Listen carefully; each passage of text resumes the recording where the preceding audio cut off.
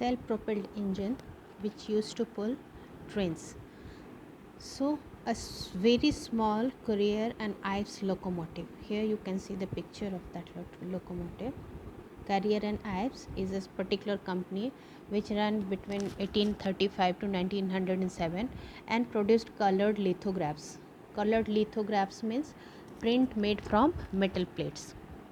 So he saw this locomotive on the backside track with a funnel shaped stack. Funnel shaped stack here means this shape which used to ooze out smoke from the locomotive. And then I knew. Then he got confirmed. To make sure, I walked over a newsboy and glanced at the stack of papers at his feet. वो एक newspaper seller के पास जाता है, लड़के के पास जो बेच रहा है, और उसके पैरों के पास पड़े हुए न्यूज़पेपर को देख के कंफर्म करना चाहता है कि what is the date and year actually. It was the World.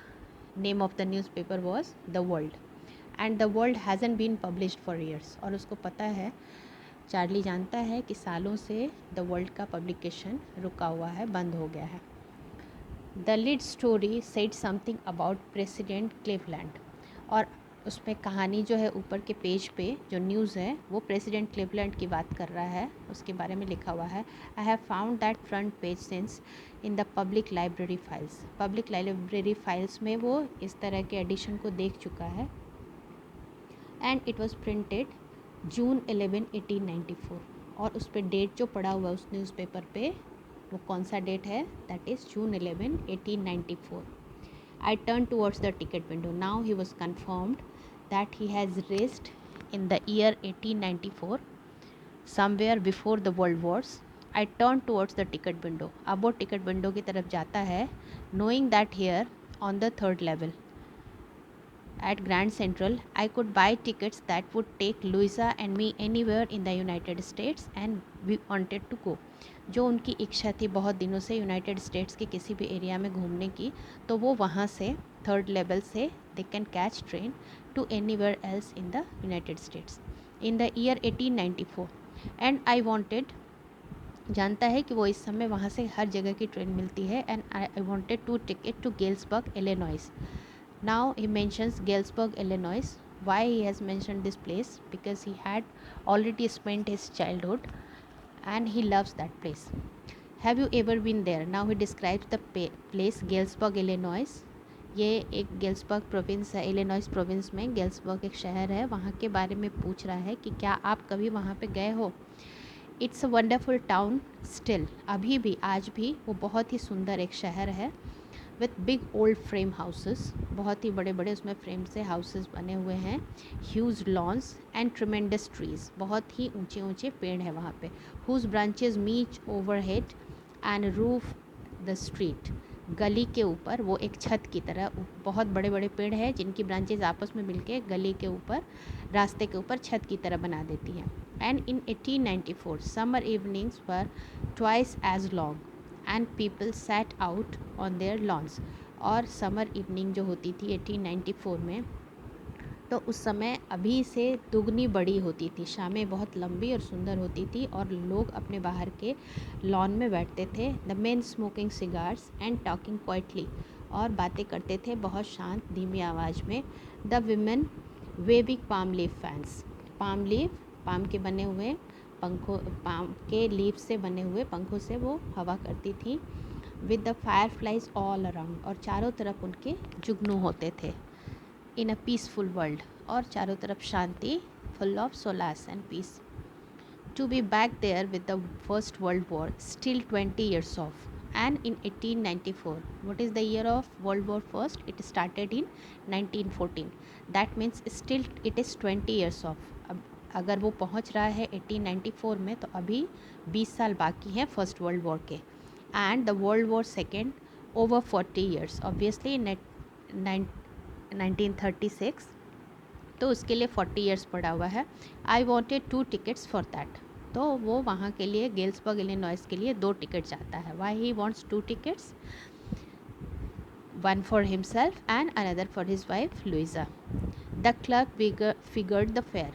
Clerk जो होता है वो काउंट करता है, कैलकुलेट करता है किराए का, फेयर का कैलकुलेशन करता है. He glanced at my fancy headband, उसके फैंसी हेडबैंड को वो देखता है, बट फिगर्ड द फेयर, और मन में कैलकुलेशन उसका चल रहा है. I had enough for 2 coach tickets, अब जो बताता है तो चार्ली के पास काफ़ी पैसे होते हैं उसके लिए. वन वे, एक तरफ से जाने के लिए उसके पास उस समय भी पैसे थे, तो एक तरफ की टिकट वो आराम से खरीद सकता है. But when I counted out the money, जब वो अपनी पॉकेट से निकाल के, चार्ली उसके बताए हुए अमाउंट, जो क्लर्क बताया है, टिकट क्लर्क ने जो अमाउंट बताया है उसको निकाल के चार्ली अपने पॉकेट से काउंट करता है उसको पैसे देने के लिए. एंड लुक्ड अप, और जब वो क्लर्क की तरफ देखता है, the clerk was staring at me, clerk उसको घूर रहा था. ही नॉडेड एट द बिल्स, और वो बिल्स मीन्स नोट, उसके जो हाथ में पैसे हैं उसके ऊपर वो सर हिला के बोलता है, दैट इज़न्ट मनी मिस्टर, ये वो पैसे नहीं हैं जो मुझे चाहिए. He said, and if you are trying to skin me, skin here means cheat, you won't get very far, कहता है कि अगर तुम मुझे चीट करने की कोशिश कर रहे हो तो तुम बहुत आगे तक नहीं जा पाओगे. And he glanced at the cash drawer beside him, अपने बगल में उसके कैश ड्रॉर खुला हुआ था, उसकी तरफ वो देखता है. Of course the money was old style bills, क्योंकि वो 1894 का समय था, ईयर था, तो उस समय पुराने स्टाइल का जो नोट था वो सर्कुलेशन में था.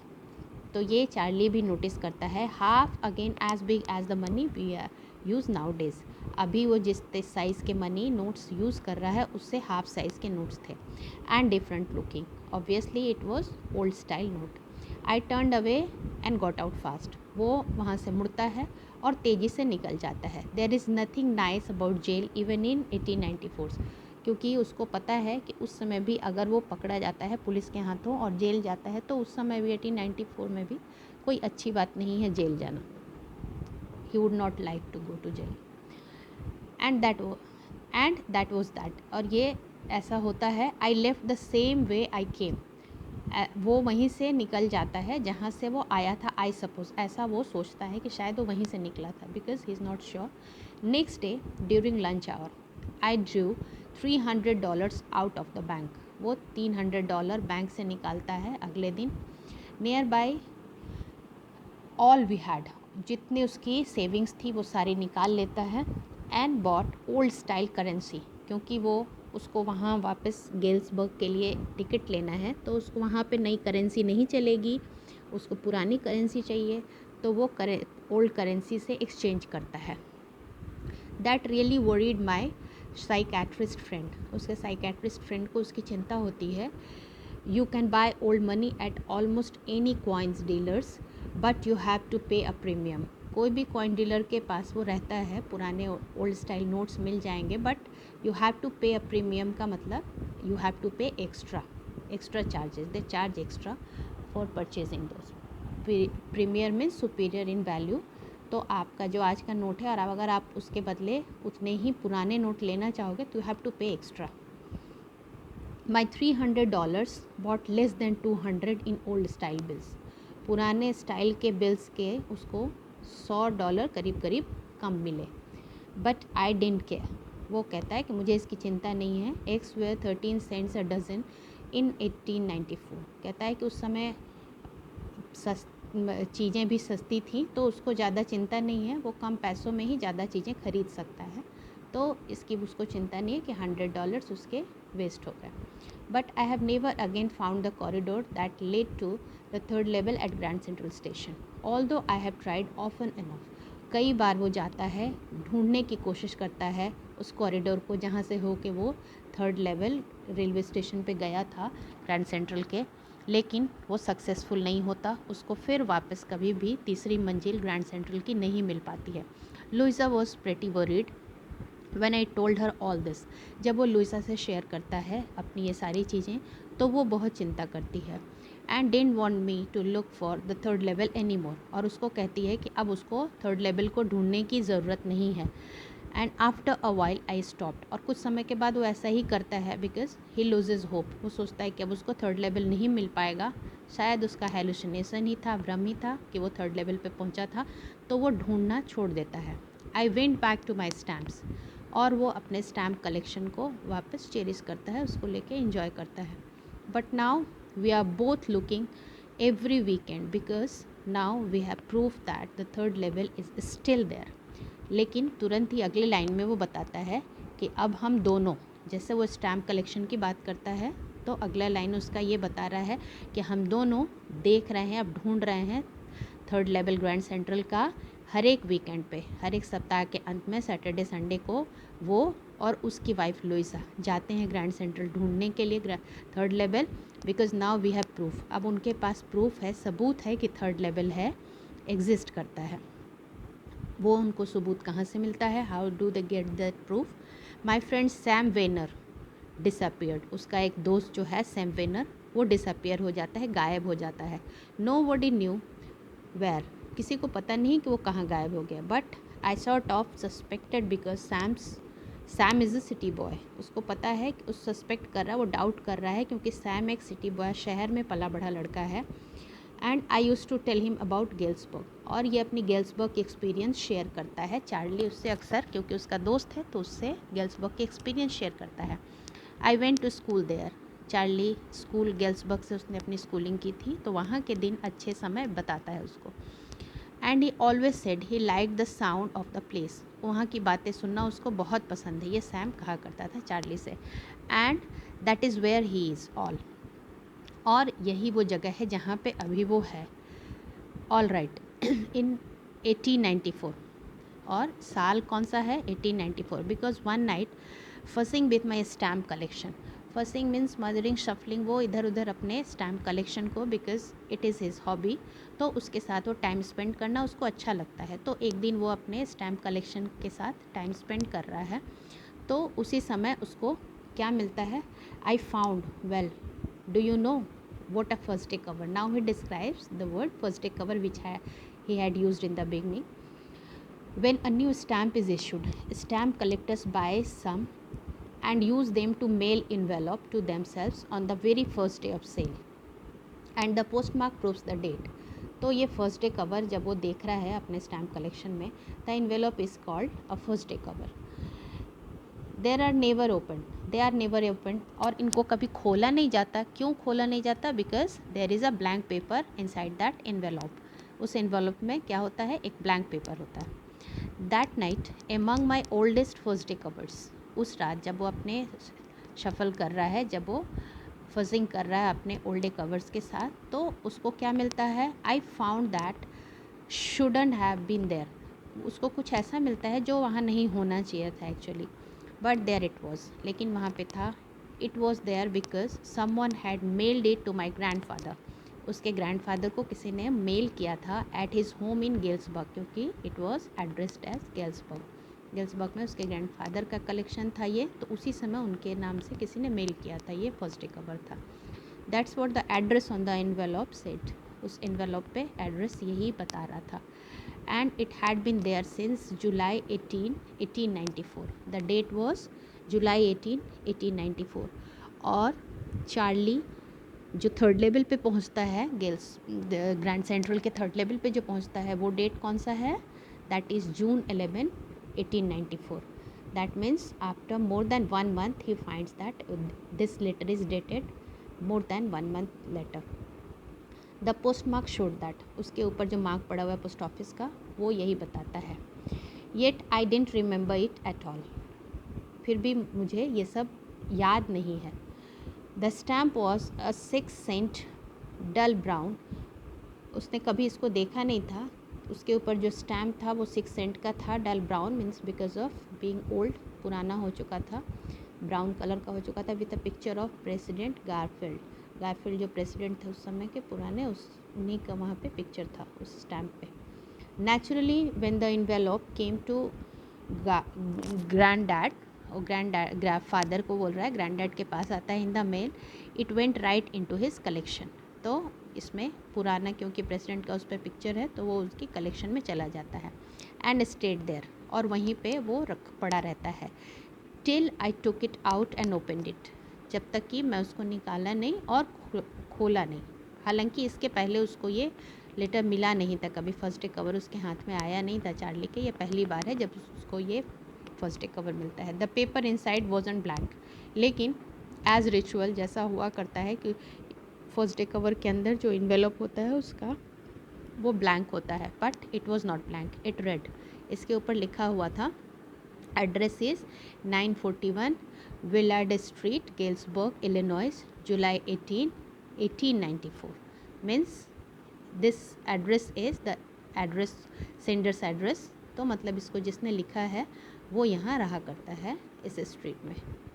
Charlie, it is address to Charlie. I got to wishing that you were right.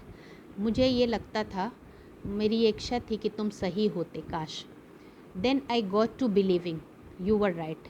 लेकिन अब मुझे बिलीव हो गया, बाद में मुझे बिलीव हो गया कि तुम सही थे, तुम सही कहते थे। And Charlie, it's true.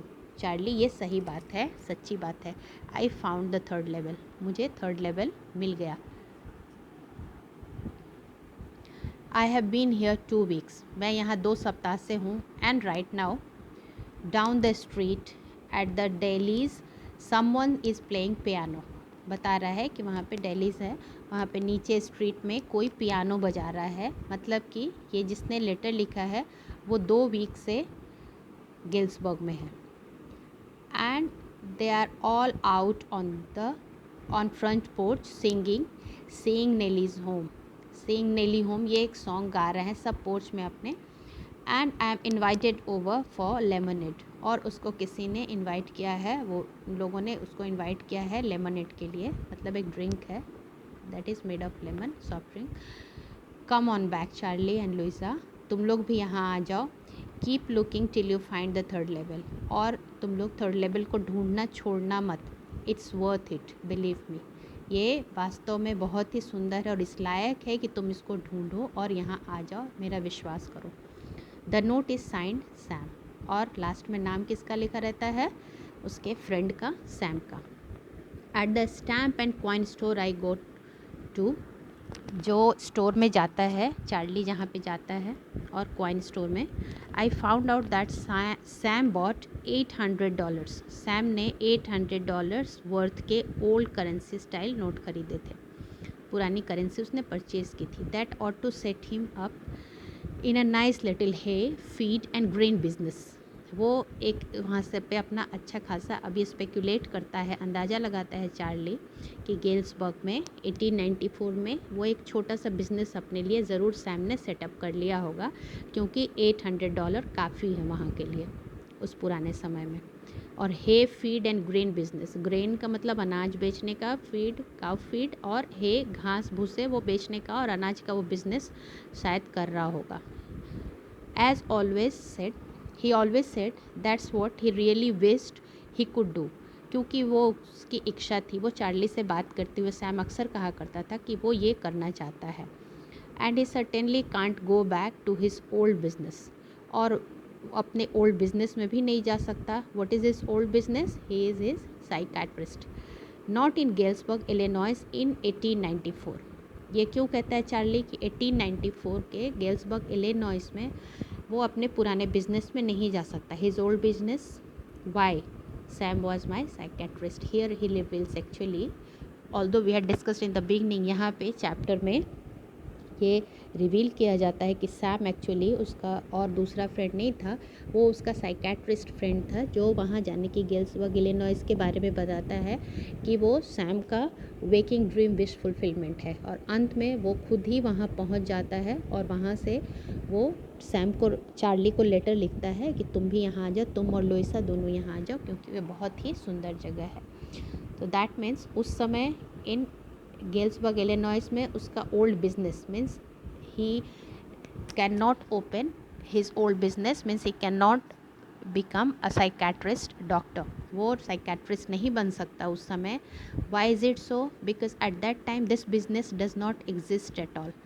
The world before wars was very peaceful and happy, and people were not stressed. They did not need psychiatrist at all, so there was no such business existing in that world. This is the end of this story. So I hope you understood. Thank you.